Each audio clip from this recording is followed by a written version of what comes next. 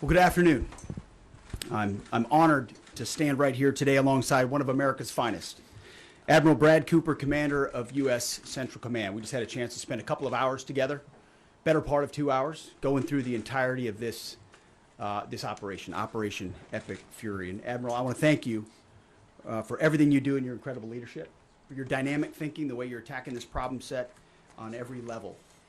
In just days of Operation Epic Fury, you and your team have delivered nothing short of devastating, precise strikes, taking out the better part of Iran's Navy, making it combat ineffective, neutralizing missile sites and launchers, and establishing total dominance over the skies we fly over and seas we fly over.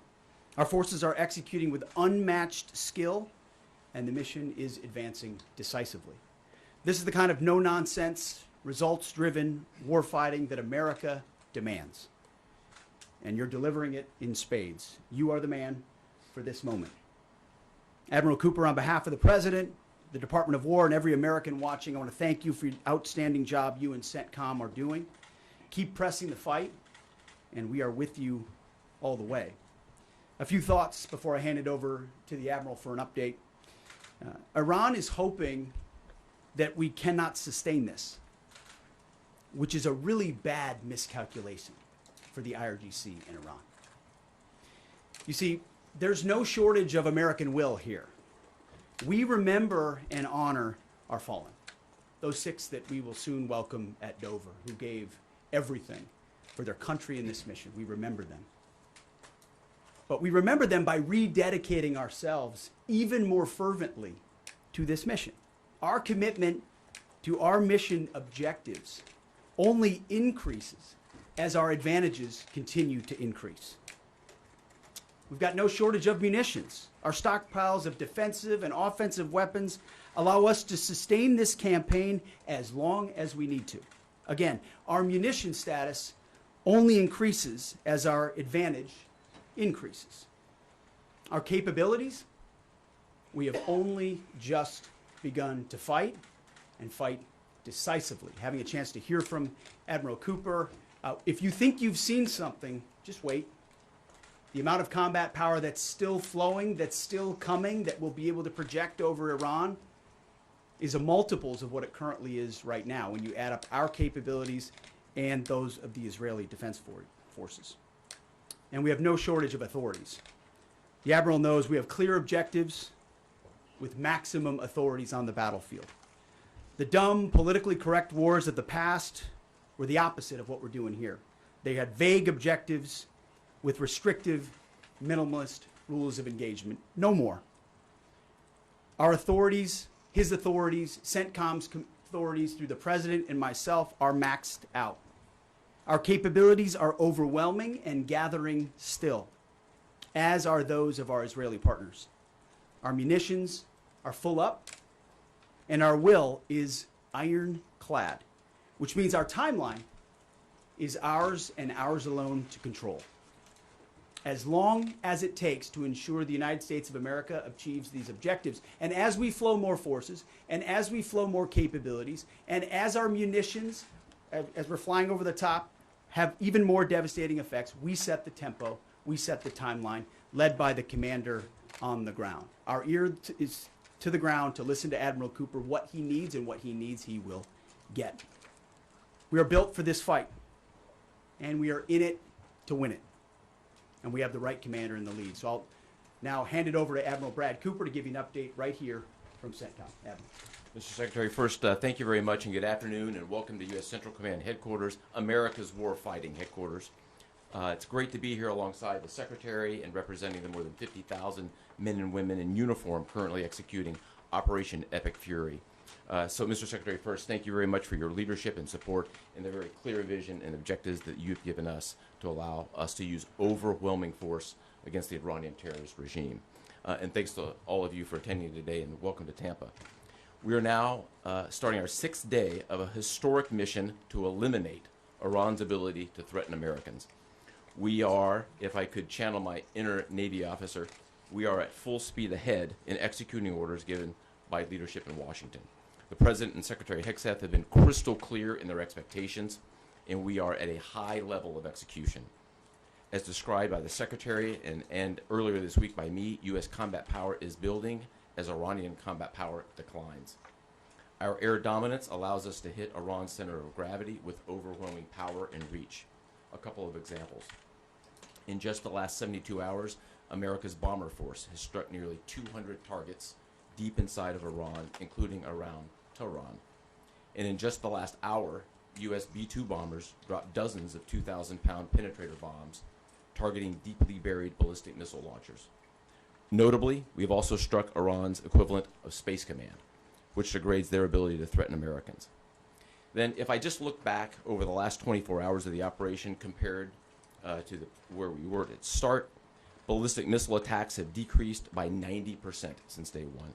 Drone attacks have decreased by 83% since day one. Having said this, we remain vigilant. Our strikes against the Iranian Navy have intensified. You may have heard the President say just a little while ago that we have sunk or destroyed 24 ships. That was true at the moment. We're now up over 30 ships. And in just the last few hours, we hit an Iranian drone carrier ship, roughly the size of a World War II aircraft carrier, and as we speak, it's on fire. The President gave us another task, to raise or level Iran's ballistic missile industrial base. So we're not just hitting what they have, we're destroying their ability to rebuild. And so as we transition to the next phase of this operation, we will systemically dismantle Iran's missile production capability for the future, and that's absolutely in progress. This is going to take some time, but our forces are well supplied, as the Secretary said, and we are absolutely ready to prosecute this mission decisively. Our combined joint forces have relentlessly destroyed Iran's air defenses over the past few days, and they've continued hunting for more systems to kill. Our air defenders are operating at the very top of their game. I couldn't be prouder, shoulder to shoulder with our partners in the region in many cases, providing the most integrated air defense network in Middle East history. We are fighting to win. Through combined U.S. and Israeli combat power, we will continue decimating Iran's ability to project power outside its borders. And if I can just conclude by saying a strong salute to the brave men and women who are out on the pointy edge of this, really doing exceptional work. I just couldn't be prouder, and I know the American people share in that same pride. So thank you very much. Absolutely. And with that, we'll take a few questions. Yeah, right here. Sir, appreciate it. Admiral, I wanted to ask, or Mr. Secretary, the Ukrainian president said today that the U.S. has asked for specific capabilities to deal with Shad drones, Iranian drones. And you guys talked about what you asked for, and has there been any surprises from Iranian capabilities that you guys have seen in the past 6 days? Go ahead. We're very familiar with Iranian's capabilities, and as you might imagine, we planned for it right from the outset, and I feel good about what the plan was. Like any good organization, we adjust as necessary to meet the environment, and we've made those appropriate adjustments. Absolutely. Right here. Thanks, Secretary Hegseth. I have two for both of you. One, was an American pilot shot down today in Iraq? And two, I've heard reports that there's enriched uranium stored in Isfahan. I've also heard reports that there's not a lot of bombing there. Is that on purpose? Do we believe there's enriched uranium there? And would we ever send special forces to secure it? As CENTCOM pointed out, that those reports of an F-15 being shot down are false. As you can imagine, Iran is doing everything it can to peddle in lies, deception, and inflation of numbers and reality, mostly to propagandize to their own people, right? They've shut down the internet. They're hoping they can convince their own population that they're having success. One thing one of their leaders said recently is that 500 Americans have been killed, they claim. These are lies. The lies will continue. CENTCOM will continue to debunk those lies. So, and as often is the case in conflict, first reports are often wrong. As it pertains to nuclear material and things like that, one of the objectives the President has always said is that Iran will not have a nuclear bomb, nuclear capabilities, but we would never disclose what we will or will not do inside operational plans. So Admiral Cooper's got a plan. We're working that plan, and targets will be struck or not struck according to what we want to achieve. Yeah, right there. Secretary Hegseth, the President said earlier today in an interview that he would like to have a say in who's the next leader of Iran. Is this an expansion of your military objectives? Do you view it that way? And additionally, you spoke earlier today about how previous leaders have drawn resources from our hemisphere to the Middle East. Mm-hmm. How do you avoid that? Well, there's no expansion. Ultimately, I think the president's having a heck of a say in who runs Iran, given the ongoing operation we have. So there's no expansion in our objectives. We know exactly what we're trying to achieve. I think today's a great example of what this War Department is capable of doing. I was just in another part of Florida today where we announced, America's counter cartel conference. 18 countries coming together from Central, South America, and the Caribbean, coming together to fight cartels. That is something that is ongoing. We're focused there. We're focused in the Indo-Pacific. We can mass combat power in CENTCOM. EUCOM is able to support that as well. So we know we're laser focused on our hemisphere and our homeland. That's why we locked down the border. That's why we're working with partners to take on cartels. That's why we're sinking drug boats. That's why we're on the offense there. But the beautiful things about combatant commands is that, Brad Cooper's laser focused on Central Command, just like Frank Donovan is laser focused on Southern Command. We can do both. That's what a global power can do. Ultimately, this issue of Iran's nuclear pursuit and their unwillingness through negotiations to stop it was something President Trump has said for a long time needs to be dealt with. And after 47 years, he's doing something that no other president was willing to do. And we're doing it overwhelmingly, and we're doing it decisively, while also in other parts of the globe having the desired effects. I mean, take, for example, what we displayed yesterday, the Iranian ship in the Indian Ocean, sunk by Indo-PACOM, another combatant command, who coordinated with us in order to make that happen. So America's reach is global. Our focus here, though, these missions are narrow, they're scoped, and Admiral Cooper is well on his way to ensuring that we reach those objectives. Right here, yes, sir. Howard Allman, full condolences for the troops killed. The Ukrainians are talking about providing low-cost interceptors, given their experience. That's something that the Pentagon is looking for. And Admiral Cooper, can you walk us through a little bit about how effective the Lucas drones have been, what kind of targets they've hit, and how much that's helped, given that they're low-cost alternative to the more expensive Go ahead. Sure. I'm not familiar with the particular offer, but interceptors in general, we've had a number of new capabilities being fielded. Obviously, I'm not going to talk about it from an operational perspective of what those are. But I think you have seen over a period of time us kind of get on the other side of this cost curve on drones in general. If I just walk back a couple of years, you remember what you used to always hear? We're shooting down a $50,000 drone with a $2 million missile. These days, we're spending a lot of time shooting down $100,000 drones with $10,000 weapons from ours. So that's one aspect of it. Lucas, indispensable. As many of you know, and if you don't know, this was an original Iranian drone design. We captured it, pulled the guts out, sent it back to America, put a little Made America on it, brought it back here, and we're shooting it at the Iranians. What kind of targets are you Good targets. Good targets. Absolutely. Right there. Yes. Thank you so much, Secretary. President Trump, in his first speech after the launch of the Operation Epic Fury, he addressed Iranian people and he said that there is going to be a time for you to come out, but it's not now. Stay home. It's not safe. I want to know if there is a timeline for that you're going to urge Iranian people to come out, how that is going to play out, and how are you going to protect the protesters? You know that they're going to be shot probably, as we witnessed in January. That's what happened. How are you going to protect and support the protesters? And Admiral, I have one question for you. How are you going to minimize the civilian harms? We have a lot of evidence that the Basij units, IRGC commanders, they are now gathering in schools, in hospitals, in purely residential areas because their headquarters are bombarded, they are ruined, of course. So how are you going to protect the civilians while you're attacking the IRGC people hard? Thank you. I would just say on the protests, obviously the Iranian people showed a lot of courage in those protests, and we saw the Iranian regime was revealed for what it is in the way they reacted to that. The world saw that. No one's done more than President Trump to reopen the opportunity for those who want a free Iran to do so. Ultimately, it's common sense, as he said up front. Don't go out and protest while bombs are dropping inside Tehran and elsewhere. So there will come a moment where he determines, or they determine, that it's the time to seize that advantage. But there's a lot of things we're doing and the Israeli military is doing targeting those individuals who are targeting those who protest. The more you do that and you erode their will and you erode their capabilities, the more you create an opportunity for people to boldly stand up. Yeah, I would just reinforce the point, we're targeting the people, or we're targeting the headquarters and the people who are targeting the protesters, first and foremost. I'd also just double down on the president's comments that he previously made to the people: stay in your homes, keep things calm, stay out of the way. There's a lot of U.S. and Israeli capacity coming over. We're hitting a lot of targets. The best thing for them to do for right now is just to lay low. Right here.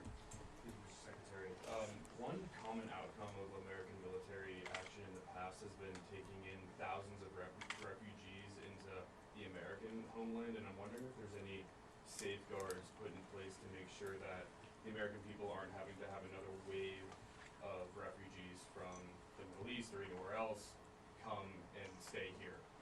I think it's safe to say there's no plan for a wave of new Middle Eastern refugees to the United States of America. I think, as the president has pointed out for a long time, there are a lot of countries in the region who would be capable of providing that kind of support if need be, but that's certainly not something we're planning on. Yeah, back there. Yep. Yes, sir. Michael in Washington Times. I wanted to ask, I know, Semper Gumby is always a truism in the military.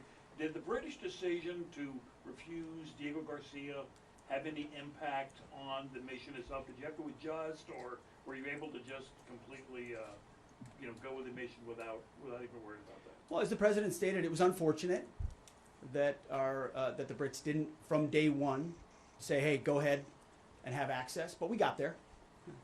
We got there, and that's now part of the way that we're operationalizing bomber runs. And as part of when we say more to come, it's more fighter squadrons, it's more capabilities, it's more defensive capabilities, and it's more bomber pulses more frequently.